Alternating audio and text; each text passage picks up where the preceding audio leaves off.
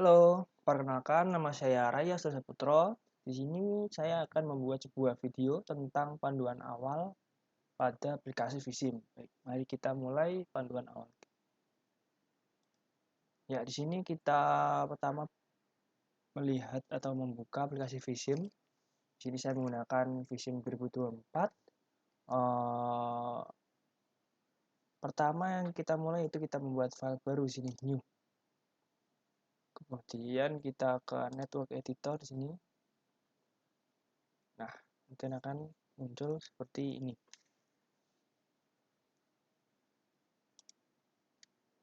Pertama kita akan memperkenalkan, saya akan memperkenalkan mengenai apa-apa saja toolbar pada Visim. Di sini ada base data. Base data sendiri ini fungsinya untuk pengaturan atau seperti apa tipe-tipe kendaraan yang berada pada lalu lintas kalian, jenis perilakunya, perilaku pengguna jalan, pejalan kaki, dan sejenisnya. Itu kemudian pada menu sidebar ini, di sini ada beberapa perintah untuk melakukan pengaturan pada layar kerja kita. Di sini bagian pertama ini ada bagian untuk pengaturan dari link atau jalan. Kemudian yang kedua ini kendaraan dan juga parkir, public transport. Kemudian yang ketiga di sini ada tentang evaluasi. Yang keempat ini bangunan jalan. Kemudian yang kelima ini pengguna jalan dan yang keenam ini obstacle. Kemudian gimana sih Kak caranya kita untuk menggeser-geser dari suatu peta di Visim? Ya, kita bisa menggunakan shift mode atau simbol tangan seperti ini ya. Kita bisa menggerakkan. Nah, ini kan tergerak di sini. Kita lihat nih gerak seperti itu. Kemudian kita coba buka salah satu, kita cari lokasi, kita coba Semarang Indonesia.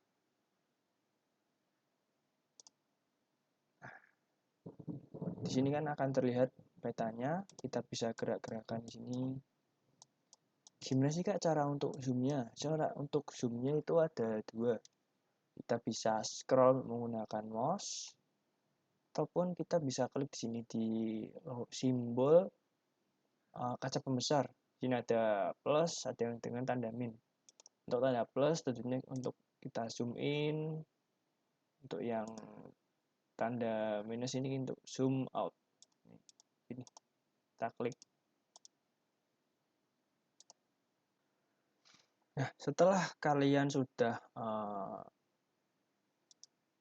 mengetahui cara geser, cara zoom in, zoom out, sekarang hal yang harus kita selalu lakukan atau disarankan untuk dilakukan ketika hendak melakukan simulasi pada Visim, yaitu kita untuk mengatur dari network settingnya. Di mana itu Kak? Di base data. Di sini kita klik network settings. Nah, di sini kita bisa melihat traffic regulation-nya. Kalau di Indonesia kan kita kendaraannya di kiri nih, trafficnya di kiri. Nah, kita ganti di kiri. Untuk pedestrian behavior, units, atribut, display, standard types, yang lain-lainnya. Untuk kedepannya bisa diatur sesuai dengan kebutuhan sendiri. Yang penting ini kita sesuaikan traffic regulation-nya. Kita klik OK, continue.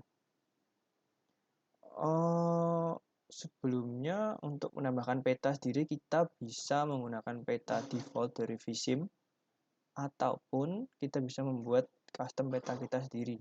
Kita bisa screenshot dari misal suatu simpang, kita bisa masukkan ke dalam Visim. Untuk input peta dari Visim sendiri seperti yang tadi, kita menggunakan globe ini. Ketika mati dia akan hilang, ketika nyala dia akan muncul. Di sini kita bisa edit juga seperti apa petanya. Misalkan menggunakan peta seperti Google Maps, ini menggunakan Bing Maps, ini di punya kakak keluarnya Bing Maps atau Black Marble di sini. Nah, dia akan berubah seperti ini, ntar hitam, atau peta PTV default. Nah, ntar seperti ini, gravel pit, dan juga PTV silika. Sekarang kita coba menambahkan peta kita sendiri. Kita ke default map service dulu. Kita matikan dulu globe-nya. Gimana sih Kak cara nambahin petanya? Ya, kita sini aktifkan background image.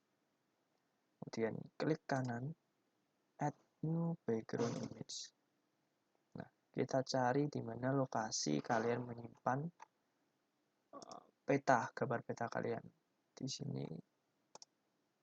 Nah, background. Nah, kakak akan menggunakan ini. Seperti ini.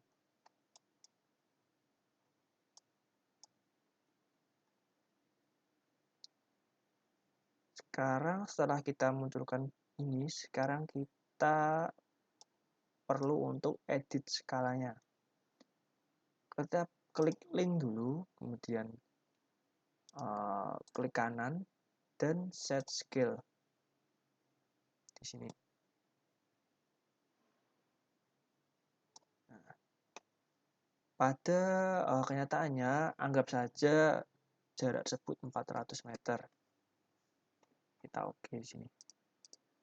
Nah, di sini dia akan mengecil. Nah, seperti ini. Skalanya sudah kita sesuaikan dengan yang real atau kenyataannya. Baik, sekarang setelah kita mempelajari cara untuk set scale, kita belajar untuk membuat jalan yang baru. Caranya bagaimana? Kita aktifkan link di sini.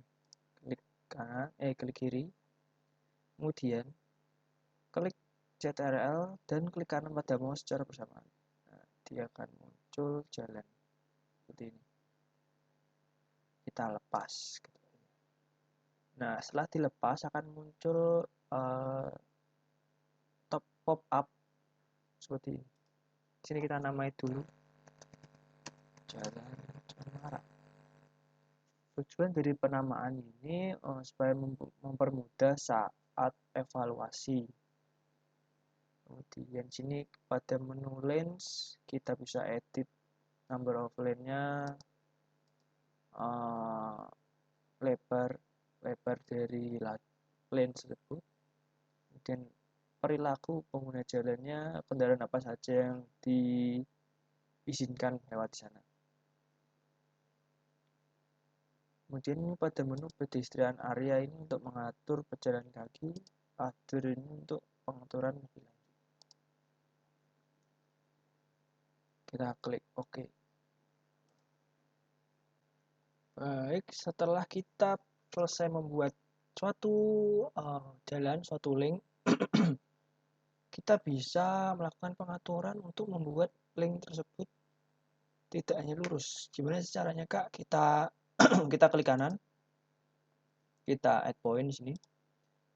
Pilihlah add point mana saja yang ingin kalian buat di sini. Misal di sini, misal lagi di sini, misal lagi di sini. Nah, di sini kita bisa buat seperti ini, kemudian seperti ini tarik ke sini, tarik ke sini, kita tarik ke sini. Nah, di sini jalan tersebut menjadi lebih ada teksturnya, ada lekukannya. Nah, seperti itu cara menambahkan lekukan pada jalan dengan add points. Kemudian gimana Kak caranya kita, ini kan hanya satu jalur nih Kak, gimana cara kita membuat jalur yang berlawanan? Kita klik kanan, kita generate opposite direction. Kita cari di sini generate opposite direction. Kemudian kita klik jumlah lainnya kita samakan saja. Kemudian oke. Nah, otomatis dia akan membuat suatu jalur yang berlawanan tanpa kita harus manual memberikan poin-poin.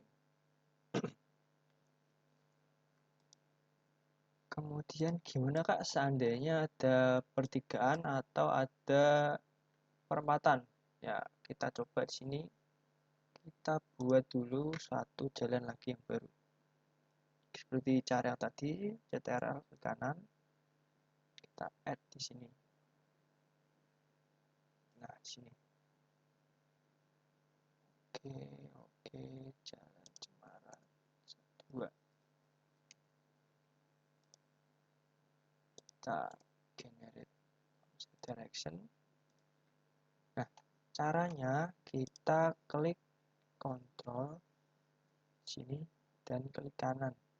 Kita tarik ke jalan yang akan kita hubungkan. Seperti ini. Nah, pas. Oke. Nah, seperti ini ya. Di sini sudah kita hubungkan satu jalannya. Bagaimana Kak caranya kita tahu jalan tersebut hubungan? Kita lihat panahnya, arah panah. Ini kan kita panahnya searah nih. Nah, ini tandanya dia sudah terhubung. Kalau di sini dia belum terhubung, nah, kita sambungkan juga di sini. Nah, seperti ini. Kita klik OK. Seperti itu caranya menghubungkan dua lane yang berbeda. Kemudian gimana Kak caranya supaya belokannya ini lebih mulus Kak?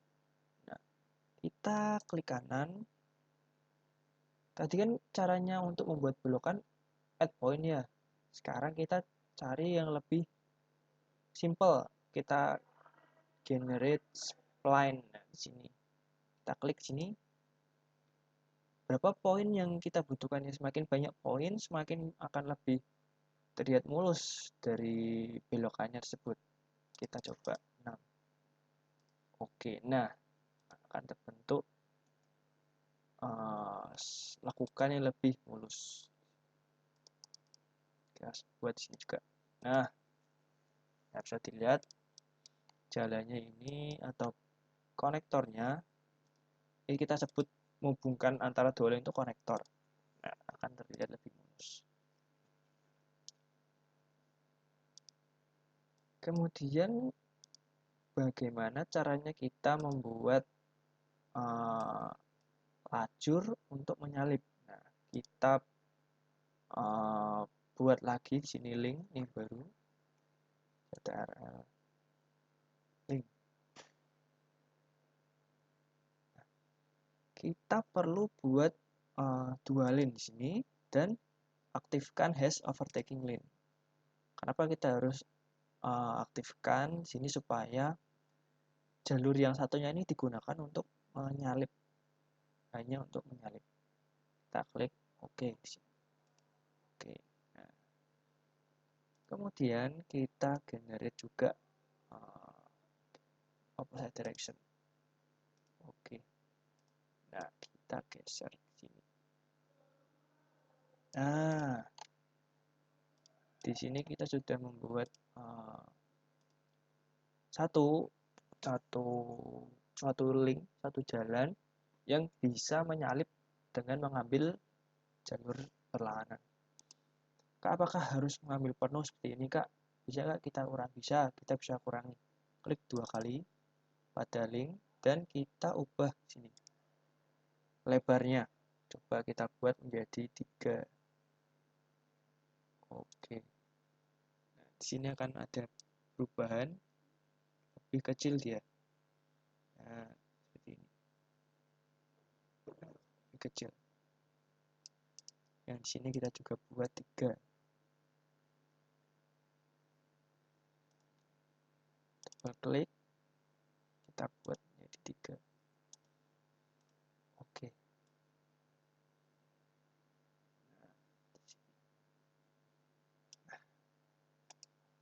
Selesai.